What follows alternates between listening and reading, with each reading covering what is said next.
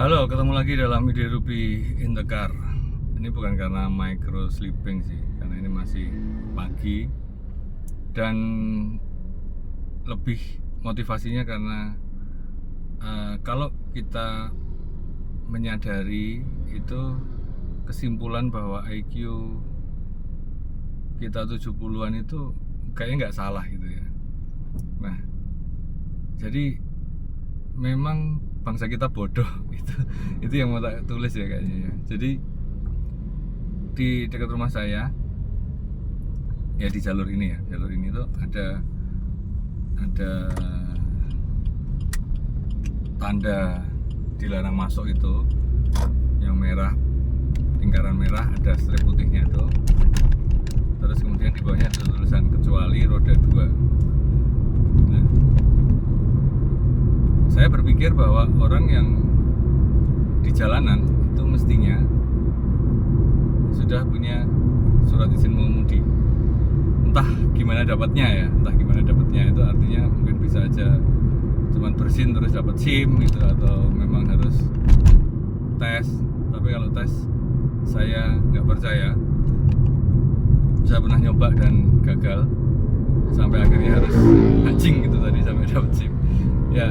Nah, pagi ini tadi kebetulan terjadi interaksi antara saya dengan seorang pengemudi truk yang akan masuk lewat ruas jalan yang harusnya khusus untuk roda 2. Situasinya memang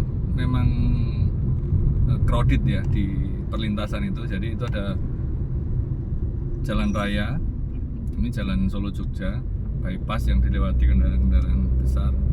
Terus kemudian di sejajar dengan jalan raya itu ada kereta api, rel kereta api. Nah, di situ ada persimpangan. Nah, persimpangan itu yang saya maksud. Jadi waktu itu pengendara truknya berhenti karena palang kereta tertutup. Saya bilang, "Mas, khusus roda 2." Dan jawabannya adalah, "Saya cuma mau ngangkut barang di gedung itu gitu ya, di sebelah rel kereta." Oke, saya jadi tahu logika dia, kenapa dia lewat situ.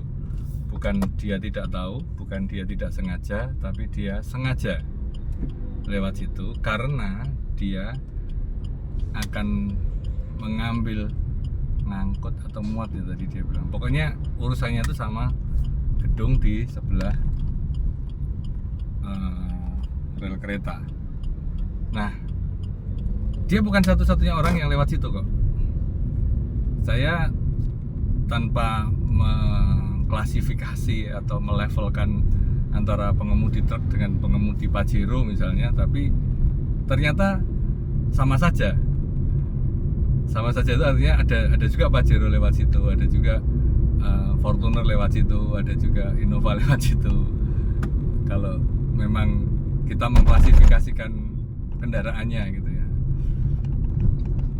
Nah, yang tadi saya bilang bahwa ya memang bangsa kita ini bodoh gitu ya. Bangsa itu kan memang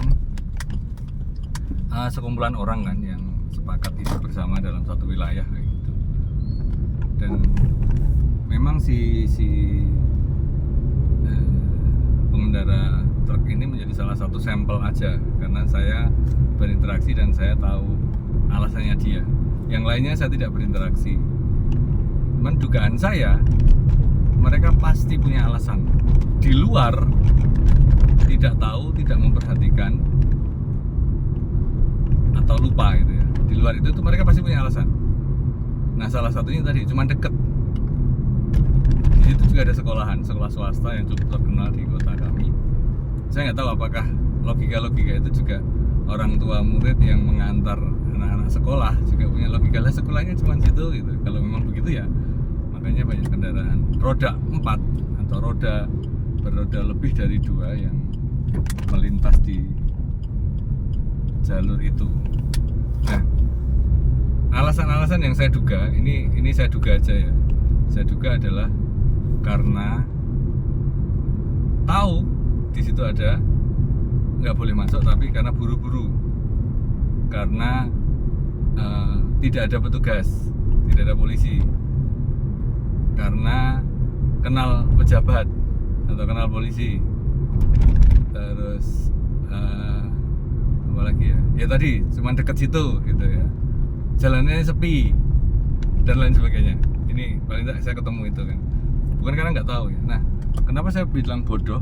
Karena bagi saya mencoba mendefinisikan, salah satu definisi bodoh adalah tidak bisa menghubungkan logika-logika sebab akibat, tidak bisa memikirkan dampak dari yang dilakukan. Itu nggak bisa, memang bodoh aja. Artinya bahkan mungkin yang mereka dalam hal ini yang saya bilang bodoh bukan hanya tes IQ-nya saja, tapi itu menggambarkan ya, tes IQ itu menggambarkan.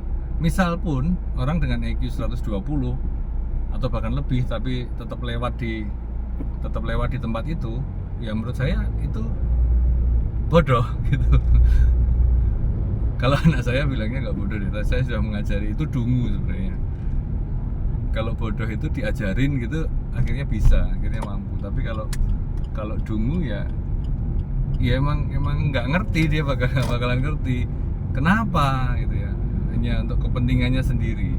Nah, ini yang saya bayangkan sebagai keprihatinan juga, bukannya saya terus bangga dengan kondisi ini, tapi ini memprihatinkan karena ternyata orang yang pintar, kaya, tampan atau cantik pun terkadang dungu gitu ya. Dan ini keprihatinan, makanya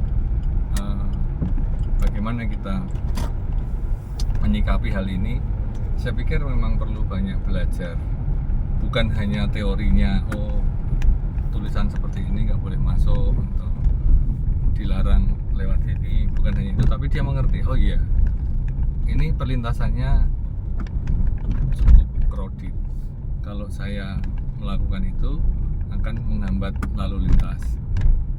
Tapi kalau sepi, nah itu bukti kedunguannya kalau dia memberikan argumen yang di luar konteks begitu. Itu kayaknya kalau secara ilmu logika ada namanya kayak gitu tuh. Nah, makanya saya pikir bahwa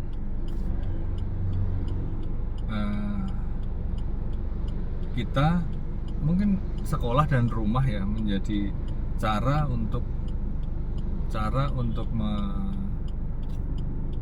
melepaskan dari kedunguan.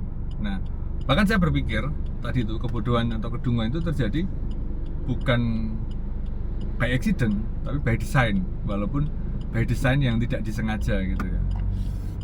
Jadi mungkin di rumah gitu si orang tua, wah nggak ada polisi, lewat, lagi sepi, lewat, dan tanpa sadar itu mengajari anaknya untuk berpikir hal yang sama. Dan orang-orang ini itu juga produk dari orang tua yang kayak gitu loh. Begitu ide Ruby kali ini, semoga kita bisa mengurangi kedunguan